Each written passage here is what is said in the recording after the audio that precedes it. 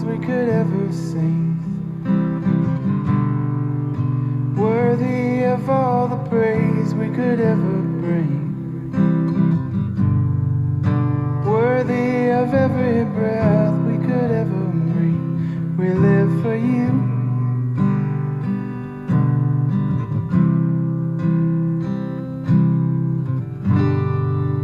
Jesus, the name above every other name.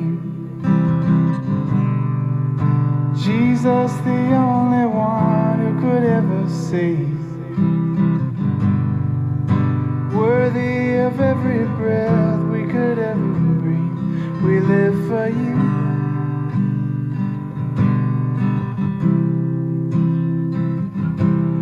And holy, there is no one like you.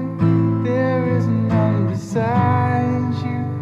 Open up my eyes in wonder and show me who you are, and fill me with your heart and lead me in your love to those around me.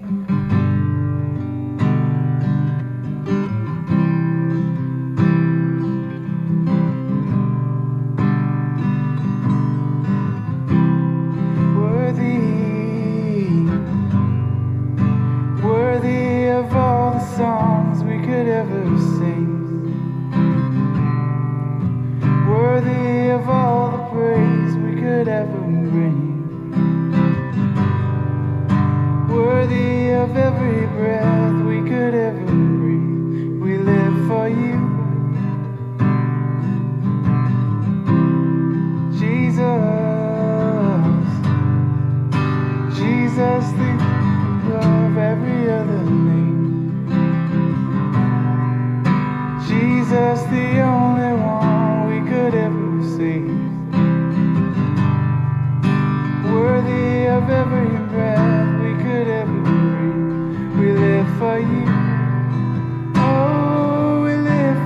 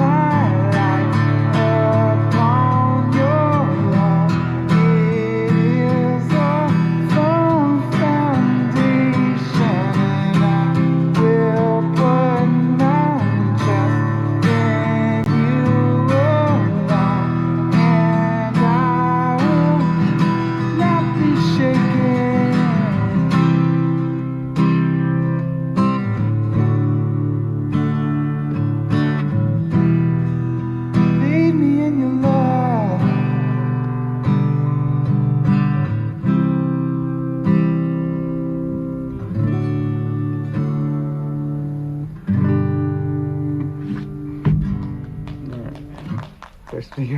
All right. Is our speaker here tonight? Okay, cool. All right. Sorry if that was terrible. Let's see. And then, let's see.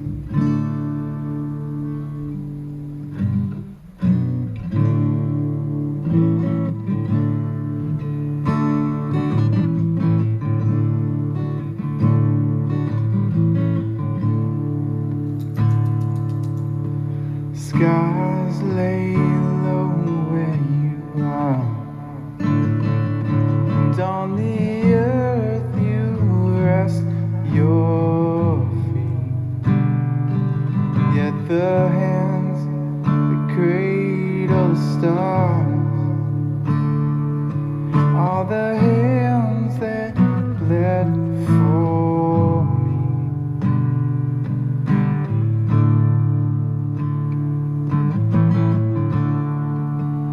In that moment of glorious surrender,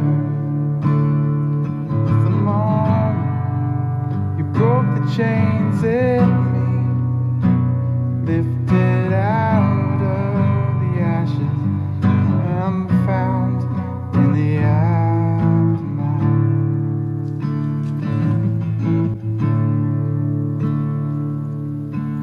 Freedom found in your scars, and in your grace my life redeemed. For you chose to take the sinner's cross as you placed your crown on me.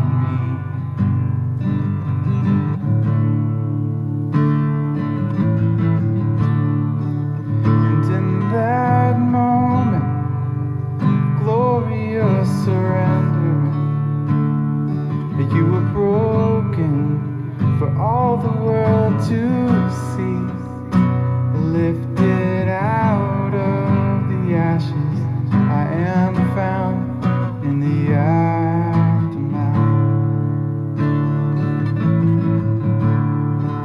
And in that moment, you opened up the heaven to the broken, the beggar and the thief, lifted out of the wreckage. I find hope in the aftermath.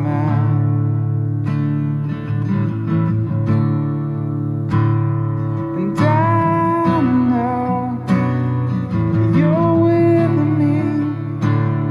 And I know you're with me, yeah. And I know your love will light the way.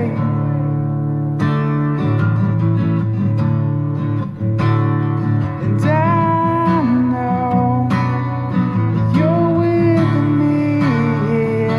And I know you're with me, yeah. And I know your love will light the way.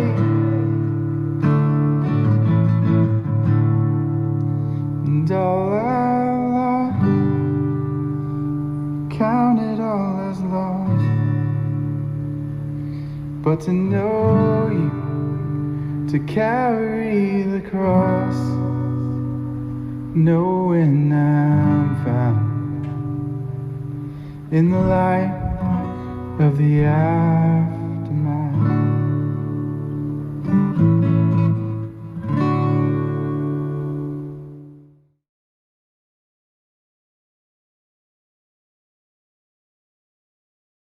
Thank you again for coming out. We are excited to just even share with anyone who is here and everyone.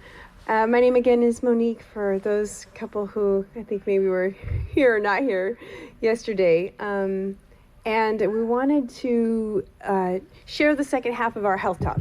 So yesterday we talked about what to do when you feel anxious, when you feel that you have this moment where you really can't deal with it.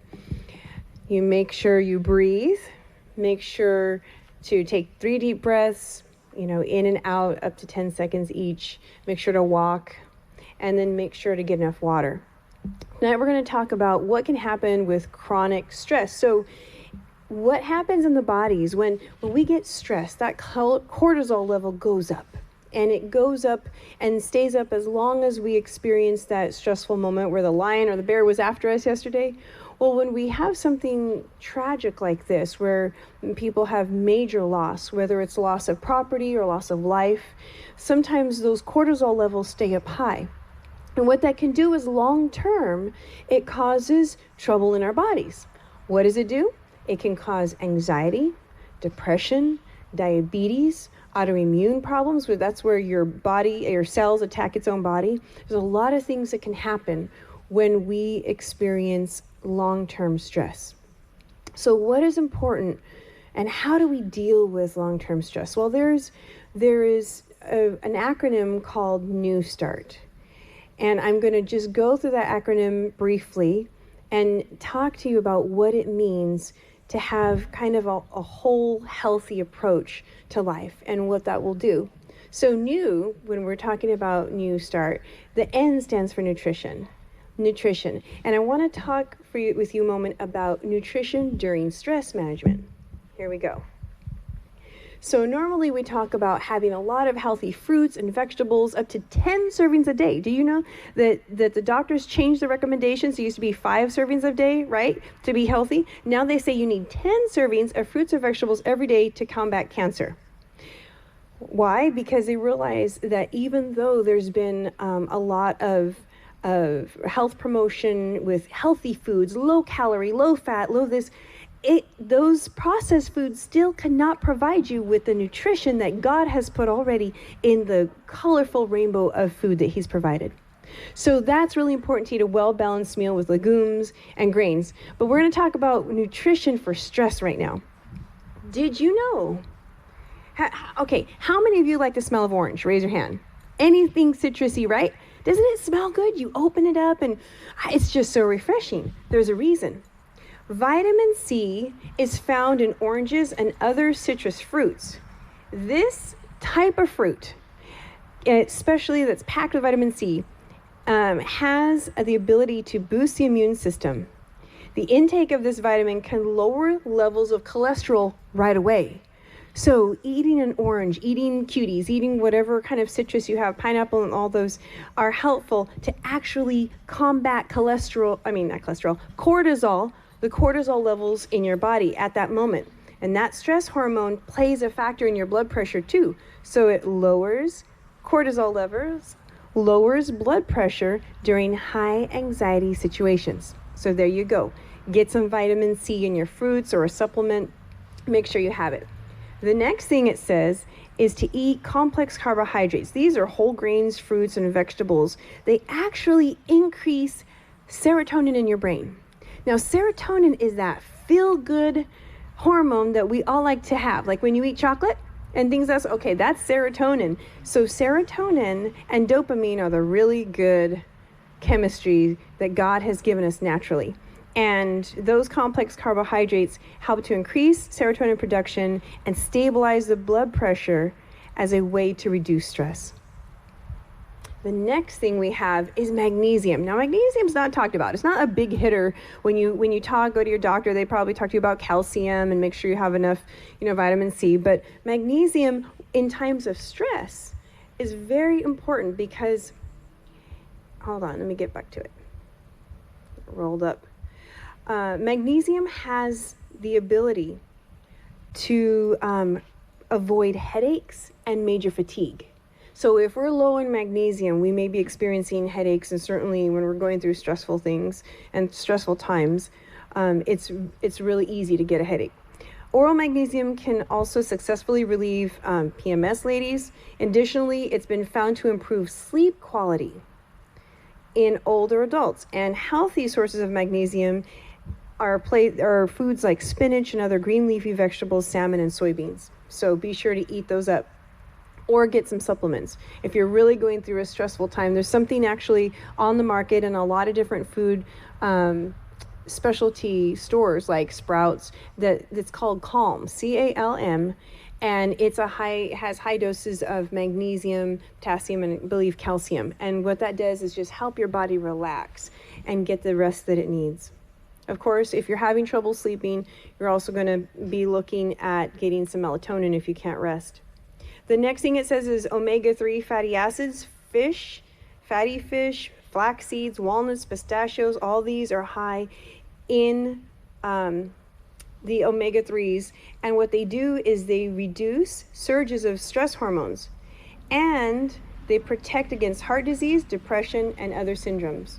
So you want to be sure to do that. Healthy comfort foods. Okay, so we're going to talk about two healthy comfort foods. The first is oatmeal. I don't know what it is, oatmeal, but oatmeal can increase serotonin as well. And you're going to love this one, dark chocolate.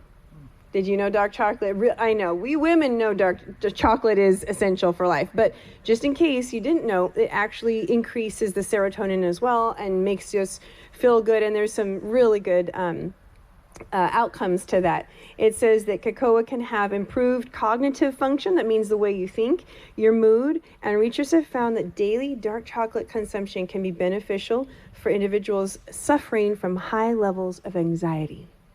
Wow, who would have thought? See, God gave us even chocolate, didn't he? Because he knew this life was going to be stressful. So he gave us all of the beautiful green leafy and color of the rainbow foods, as well as some of these other things. So that's nutrition. E stands for exercise. We talked a little bit yesterday about walking. Just want to encourage you to walk or breathe deep, and any of the fun exercises that you can do during stressful times are really good to do. The next one is water. We already talked about water consumption yesterday. The intake is very important to make sure that can anybody remember from yesterday's talk, how many quarts of water are men supposed to have? Gallon. 3.5 or a gallon? Good. Gallons even better, but at least 3.5, right? And how about women? Huh? 2.5. Good job. That's right. So, and then we get some of that from our foods. So that's really important to do as well. All right. The next thing says S stands for sunshine. So getting enough sunshine, we need at least 15 minutes a day if we're light complected, about 30 minutes a day if we're dark complected. But getting sunshine increases vitamin D and calcium production and all those positive hormones, serotonin included in our body. T stands for temperance. We just have to make sure that we are not, gorging. Now, dark chocolate's great for us, but if we eat a whole pound of it, then we've got issues, right? So we want to always be temperate in what we do. Any too much of a good thing is the motto. So we want to make sure that even if it's good, we don't get too much of it. The next thing we want to do is air. Now, air quality obviously has been an issue up here with the fires, but when you can get to a place that has some good air quality, breathing that air in deep, making sure to feel the bottom part of your lungs when you're breathing and taking deep breaths just lowers the blood pressure and continues to help oxygenate all of your body and have you feel better. R stands for rest. We just briefed on that.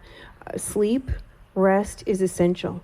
Do you know the number of things, one of the number one causes for heart problems and of course sleep apnea and difficulty concentrating is the lack of sleep.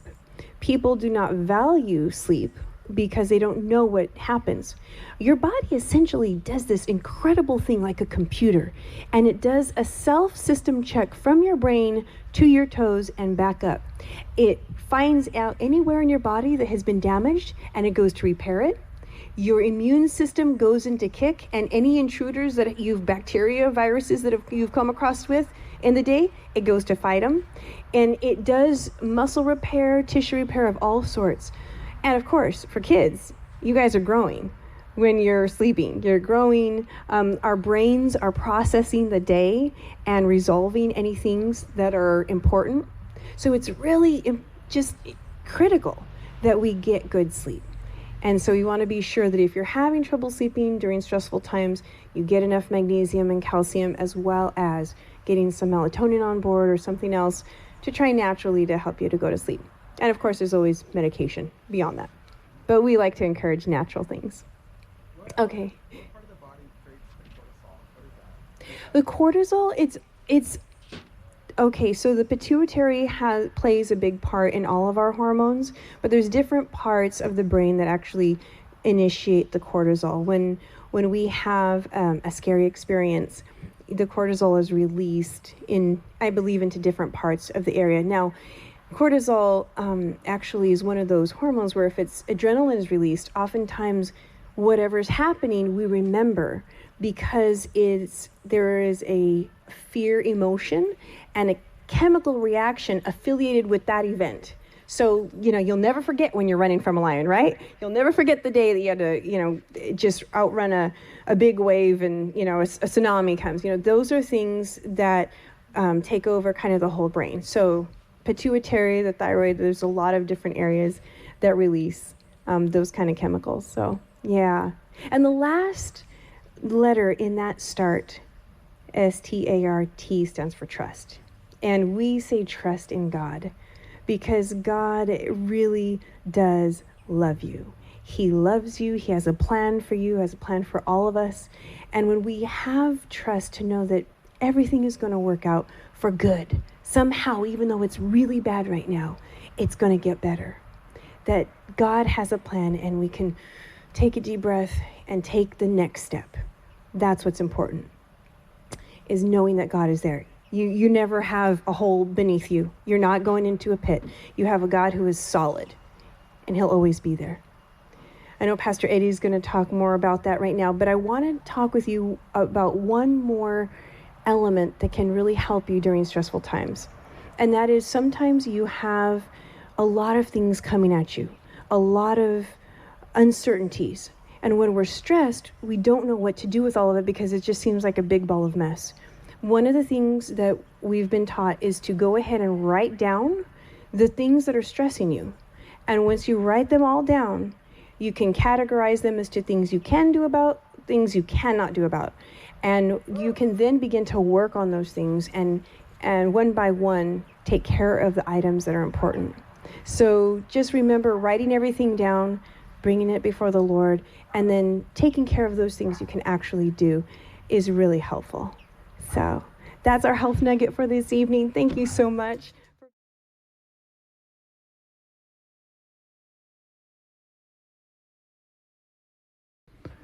What does it mean to trust in something you've never seen, never held, never experienced? Trust in something that you don't even have any assurance or tangible evidence of existence, or so you think. That's what I want to talk to you tonight. Last night I talked a little bit about me finding my way back after having lost, after having gone through such a tragic, such a painful experience. Finding my way back after losing my father unexpectedly. That Sunday morning, October 11th, 1999, my life changed, and I thought, how could I continue living with this guilt? How could I carry this pain? And things started to unravel, and less things made sense, and eventually it got to the point that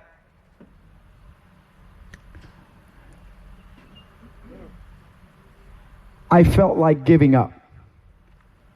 Maybe somebody here or somebody listening has been to a place in your life that you feel like just giving up.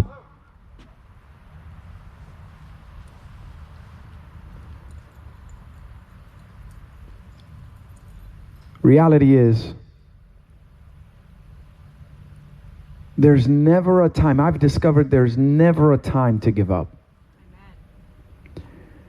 There is always sunshine in the morning. The sun rises no matter how dense, no matter how dark, no matter how dreary the night may be. The sun will rise in the morning. I want to share with you how I experienced that sunshine, that morning where I began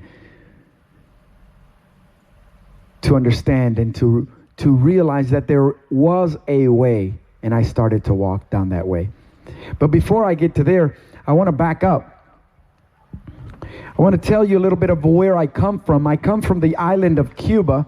Cuba is about 90 miles south of Florida, of Key West, direct due south. It's been a communist stronghold. In fact, the only communist stronghold in the Western Hemisphere for over 50 years, over 60 practically. Cuba is a tropical paradise island, literally. It's beautiful, it's gorgeous, it's pristine. The beaches are among the best in the world. Some of the best mango ever. Anyone here like mango? Yeah, I love mango. I was born on that island, but when I was born with a unique disability, challenge. I was born totally blind. I couldn't see anything. I was destined to walk the paths of this earth or of life aided by a stick, an arm, or a dog. Literally, I was born totally blind. Now today, I'm not totally blind. I see this stage I'm standing on. I see these lights I'm looking at. I can see you.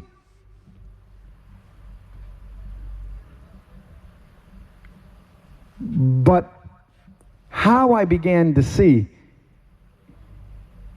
really was what did it for me.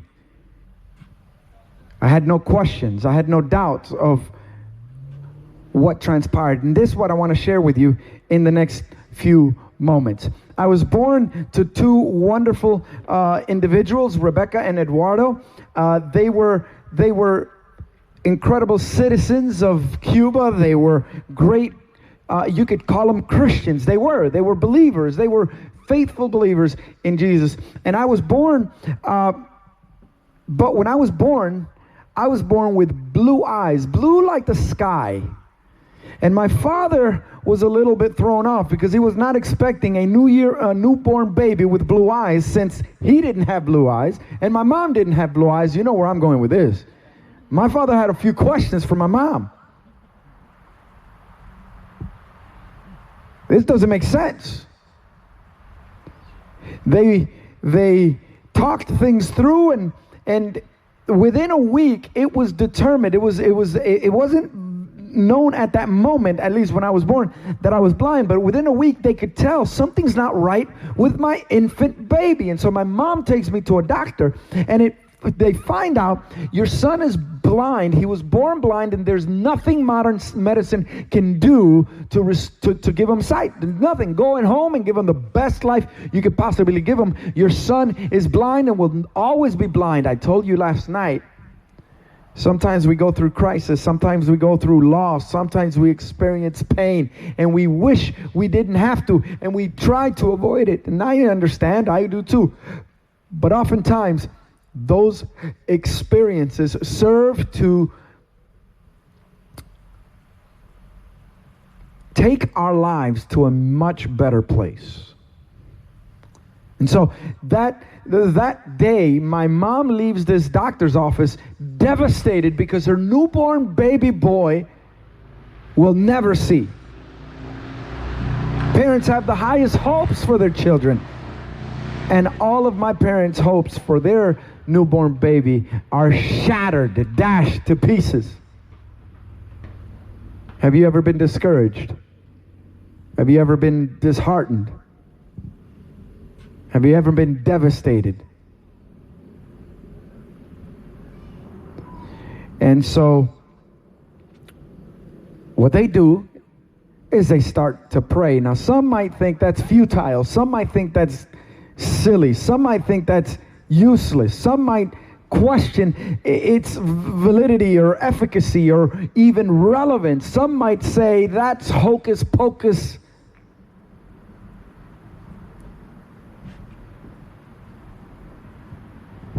I'd like to tell you, just like that one Christmas song that you hear every holiday season. You know that song I'm talking about. Grandma got ran over by a... Oh, y'all know it, yeah. Walking home from our house Christmas Eve. You might think there's no such thing as Santa, but as for me and Grandpa, we believe, right? You remember that song? See, you might not believe in prayer, but until you experience what my life has gone through, it's going to be hard to doubt. And I want to share that with you tonight. I was born blind, and I was destined to be blind. Long story short, because I don't have a whole lot of time to keep you here tonight, I want to tell you about a year after my birth, there was an event in the city we were at where a lot of friends of the family got together and they started to pray. They prayed for a whole week.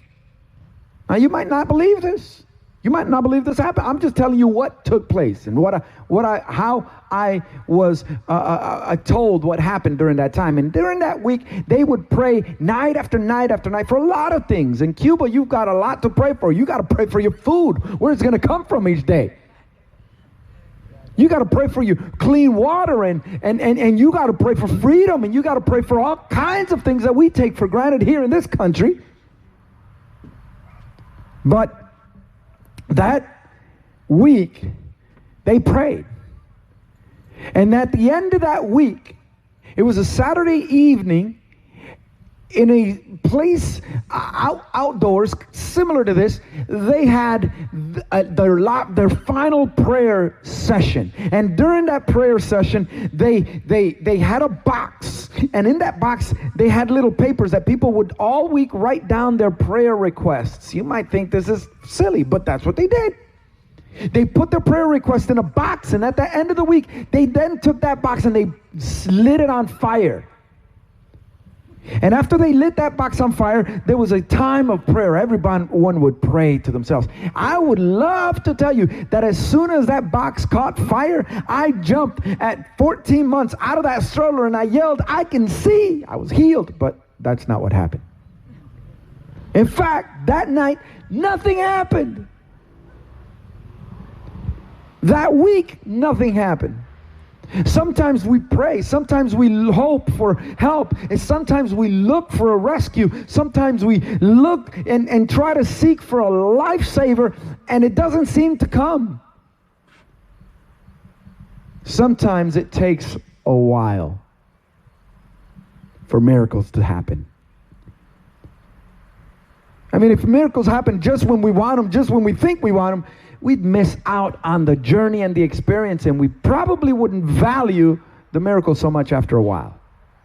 Sometimes things need to marinate a little bit. You got to wait on things because there's something else in the background being worked out, and if we allow that thing to take full maturity, the blessing we receive is beyond our wildest dreams. And so nothing happened that week, nothing happened the next week, but on the third week, my mom started to notice changes in her little blind infant, or toddler by this time. After taking me to the doctor, they realized something had taken place. I started to see miraculously without any intervention at all. What in the world was it? Did it have to do with prayer? I don't know, but you got to wonder. Did some divine hand have something to do with this miracle? No one could explain. And so at that time, I was 14 months old. I don't remember. I was a little kid. I was a little toddler. I barely learned to walk, much less talk. But I don't remember any of that. And when I was 6 years old, we left Cuba. We got on a plane in Havana, and we flew all the way over the Atlantic Ocean, and we landed in Madrid, Spain. And when we landed in Madrid, Spain, we finally left Cuba. Now we're in a free world, and all of a sudden we had access to a lot of things. And one of the things we had access to were doctors, specialists that started to investigate and probe my eyes. They were intrigued to find out, how is it that this little kid kid can see. So I'd been exposed to all kinds of treatments ever since we landed in Spain back in it doesn't matter when. And as they were doing all of these tests on me, they were puzzled and they were perplexed because they couldn't explain how it was that this little kid can see. Now I was only 6 years old. I didn't know the complexity and the perplexity that they were experiencing. Less than a year later, about 7 months later, we get on a plane and we fly from Madrid and we land at John F. Kennedy International Airport in New York City. And that was my life, finally in America. Our great dream. When you are born outside of America, it's generally accepted that everyone wants to eventually come to America, the land of the brave and the free, right? So we finally make it to America, and now I become the sensation to all kinds of doctors on the East Coast corridor. They came from Boston all the way down from Philadelphia. They would come up to New York City to examine me. Now I'm 7, 8 years old. I had no idea that it was that perplexing to them. So I've had everything done to my eyes that you could possibly imagine. I've had all kinds of experiments. I've had all kinds of tests. I've had all kinds of things done, and most of them incredibly, excruciatingly painful to a 7, 8, 9-year-old. By the time I was 12 years old, I begged my parents never to take me back to a doctor because it was so painful and so excruciating. They weren't resolving anything. They weren't doing anything for me, so I stopped going.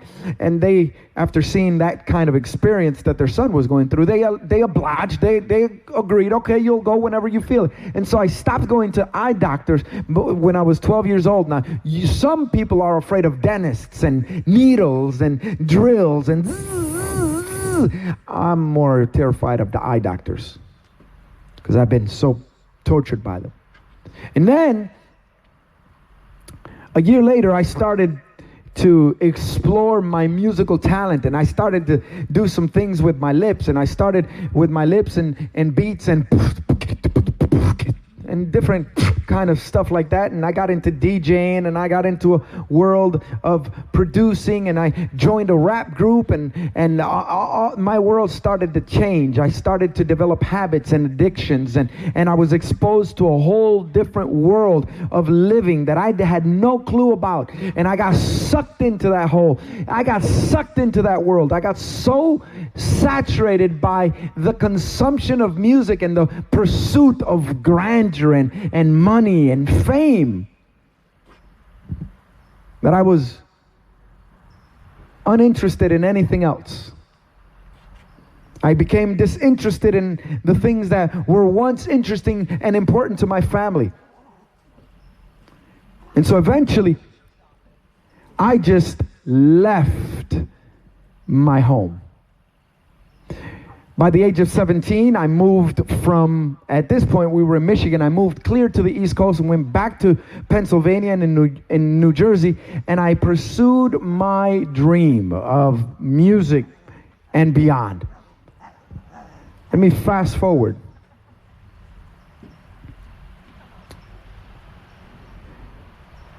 To April 11th now, where we left off yesterday. I was in a different world, different mindset, with different habits and addictions. And when I learned of my father's death and realized that I was culpable, I was very possibly responsible for the death of my own father, I couldn't cope with the guilt, couldn't cope with the regret. My world started to crash in. The experiences that I went through and I lived in 1999 were so great that they caused my sight to rapidly degenerate. In a matter of 5 to 6 months, I lost nearly 80% of my sight. Just the stress, the regret, the pain, the sorrow, and other life-changing events that took place that entire year was so dreadful. When the whole Y2 scare, I don't know how many of you remember Y2K, the whole scare of the year 2000 and the end of the world. I wanted the end of the world. I thought it was the end of the world. My life was meaningless and hopeless and painful and senseless. The vision loss was so great. The pain was so severe. I didn't want to live. I gave up, believing that there was something better around the corner, that the sun would rise the next day. I didn't see it. I didn't experience it. It was just too depressing and too dreadful and too hopeless. And on top of things, to make matters worse, now I've lost 80% of my sight. I no longer can drive. I no longer can run my business. I can no longer produce music. I can't read a book. It's terrible. I'm thinking it's hopeless. And I'm scared to find out what's going on, because I don't want to learn that I got a brain tumor and that I'm dying within 3 or 4 months. But my need to know what was wrong with me took me to a doctor. And I finally, after I don't know how many years it was, maybe 15, 16 years since I had gone to an eye doctor, I finally broke down and went to an eye doctor to find out what's wrong with my eyes. Why did I lose my sight? What can I do to improve it? And when I was there and that doctor's visit, that's where everything changed for me. I made my way to one of the elite, one of the premier ophthalmology research centers of America. It happened to be in Ann Arbor, Michigan, not too far from where I was living at that time, 3 hours. And I remember that day going into that visit and sitting in front of these specialists who once probed my eyes to see what was wrong with me. This day they were there, and this time I wasn't dreadful. I was just desperate to find out what I can do to reverse it, what I can do to make things better. Is there any hope for me? And I remember in that visit, when the doctors come in and they start and they do all kinds of tests, and finally they are perplexed. I can see it in their eyes. I can see it in their expression. I can hear their conversation, and I can understand that they are confused more than ever. They don't know what to say, and I'm desperately asking them, is everything okay? Is everything fine? And I'm thinking that they're going to turn to me and at one moment tell me, listen, we found a tumor and it's terrible, it's critical, we've got to do surgery, we've got to put you in this and we got to do that, and you can't go home. And I thought the worst. I literally thought I wasn't going to ever return home from that visit. Finally, with tears in my eyes, with anxiety in my heart, and with absolute perplexity in my voice, I cry out to these doctors and I desperately tell them, listen, I need to know what's wrong with me. I need to know how bad it is. How long do I have? What can I expect? Please don't keep it from me. And finally, they look to me. And finally, they look at me and they tell me, Mr. Perez, I'll tell you the truth. We can't explain what's going on with you. We can't explain your sight. We're looking at your eyes. We're examining your whole optical system. We're looking at your optical nerve. We're examining your retina and your cornea and all of these other things that I slip my mind right now. But we're examining all of this, and right now we cannot explain how it is that you can even see us. Your eyes are literally disconnected. Your optic nerves are dead. Your eyes and your brain are disconnected, but yet you can see something. There's no way, there's no science, there's no way I can explain that. I now know. At that time I didn't know, but I now know. I have Wi-Fi vision.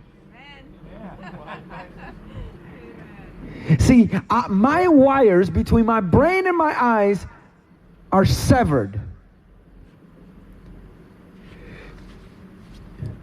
But I can still see.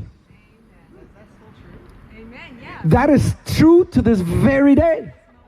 I am a walking miracle to this very day. If you can hear me and you doubt in miracles, come meet me right here and you'll see a walking miracle today.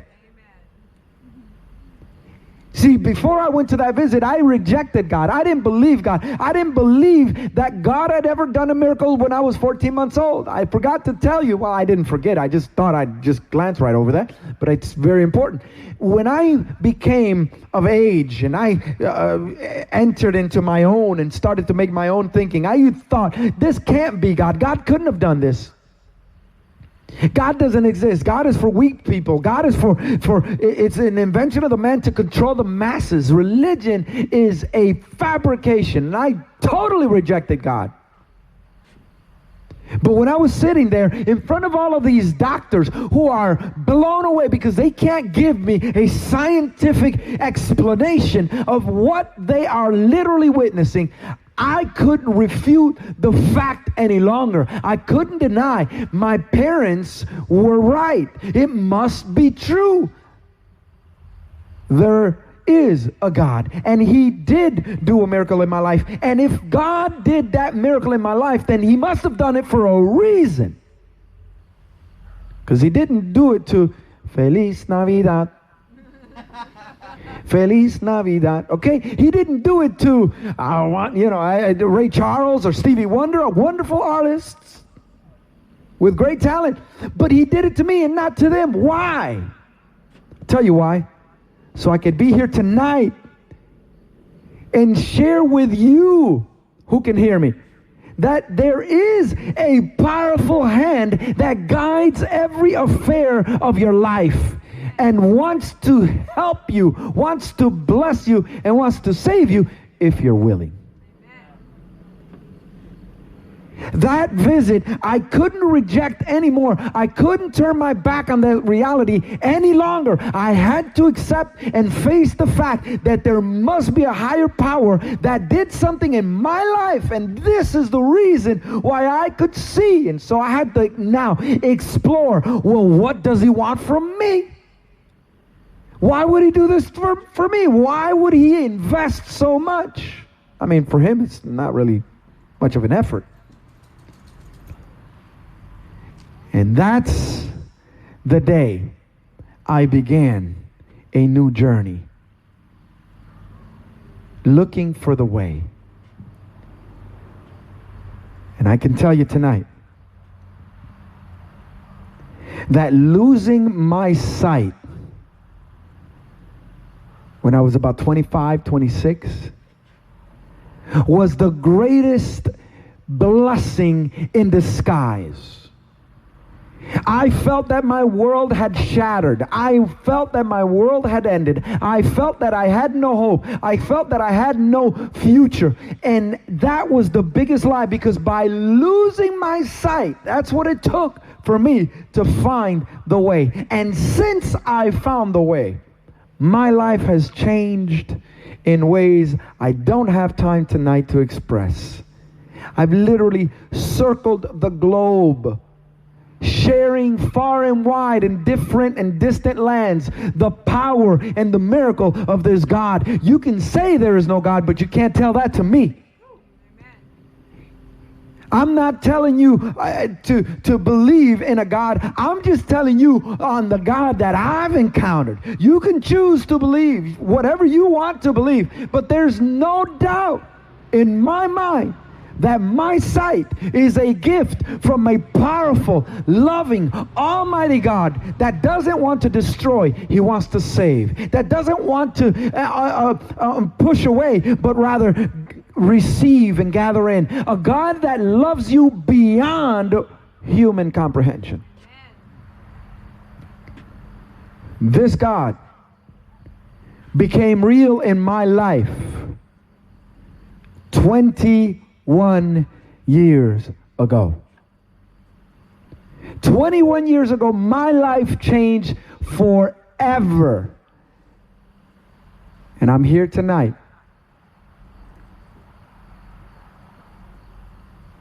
talking to you. You who can hear me. And I have a message from that God that loves you. And He simply says this: come unto me, all you who labor and are heavy laden, you're weighed down with pain, with sorrow, with grief, with loss. Come unto me, and I will give you rest. The only one that can truly change your life, the only one that can truly give meaning and significance and hope and life, is the God that breathed into you the breath of life. Is the God that started that miracle machine of yours when you were conceived. Is that God that purposed in his heart that you should be born. Now, he's not the author of pain. He's not the one that causes fires. He's not the one that causes destruction. An enemy is responsible for that. He wants you to know that he is the only way. He is the only truth. And he is the only true life. And all that come unto him, he promises in no wise to cast out. Tonight, I invite you to cry out to him. And if you doubt in his existence, just tell him, listen, if you're there, if you're real, help me. He will. He'll come to you wherever you're at. And he will show himself to you if you're sincerely seeking for more than this life has to offer. Don't settle for the here and now.